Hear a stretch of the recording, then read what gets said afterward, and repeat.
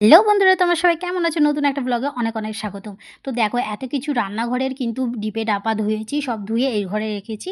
কারণ মা ও ঘরে নিয়ে যেতে বারণ করেছে, ন্যাতা দেবে তারপরে। তোমরা সবাই জানো আমাদের রান্না পুজো, তার জন্যই পরিষ্কার ঝরিষ্কার চলছে। এখানে দেখো মোচা করেছে মা, শাক দিয়ে মোচা করেছে, আর মাছ করেছে, আর ডাল করেছে। আমি ডালটা একটুখানি বাবুর জন্য নিয়েছি। তারপর সন্ধেবেলা এখন বাবুকে পড়তে বসিয়ে দিলাম। ওখানে বাবু অঙ্ক করছিল, এখানে বিয়োগ করছিল, সেটাই তোমাদের সাথে শেয়ার করলাম। দেখো, ও কিন্তু অঙ্কটা নিজে নিজে করতে পারে, আর ও কি কিরকম করে তারপর দেখো, 5-এর সাথে 2-কে বিয়োগ করতে বলেছে। আমি একটা বলবো, খালি বলে 5 তো দেখলে, ও কিন্তু এরকম সবসময় কথা বলে বলে পড়াশোনা করে। ওর পাকা পাকা কথা শুনে আমার এত হাসি পায়, তোমাদের কি বলবো।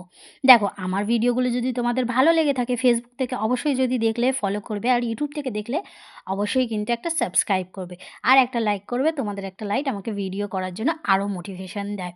তারপর দেখো, আমি কিন্তু এখানে অঙ্ক অনেকক্ষণ ধরেই করাচ্ছিলাম, তারপর করালাম। আর একটা বই, দুটো বই ওকে পড়িয়েছি। দেখো, পড়াশোনার পরে কিন্তু ও নিজেই এরকম বই খাতা গুছিয়ে রাখে। ও কিন্তু যেখানে বই খাতা থাকে সেখানেই কিন্তু ও ঠিক রাখবে, রেখে আর ওই ঘরে চলে যাবে। ও কিন্তু এই বয়সে অনেকটাই বোঝে যে নিজের জিনিসগুলো নিজেকে গুছিয়ে রাখতে হয়, সেরমভাবেই কিন্তু আমি ওকে শিখিয়েছি।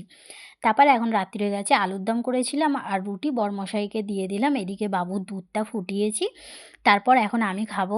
যেহেতু সন্ধেবেলা আমি মানে দোকান থেকে কিছু টিফিন কিনে এনেছিল, খেয়েছি, তো আমার খেতেই ইচ্ছে করছিল না। আমি একটু আলুর দম দিয়ে খালি সারা রাত খিদে পাবে, তার জন্য আমি একটু মুড়ি খেয়ে নিচ্ছি। আমার পেটটা আজকে খুব ভার রেখেছিল, পেটটা ভরে মতনই ছিল, আর কিছু খেতে আমার ইচ্ছে করছিল না। তাই একটুখানি এক মুঠো মুড়ি নিয়ে আলুর দম দিয়ে আমি এখানে খাচ্ছিলাম। তারপরে এখন বাবুকে দুধ খাওয়াবো। আর আমার কানে কিন্তু এই ব্যথা কবে যে ঠিক হবে তার ঠিক নেই।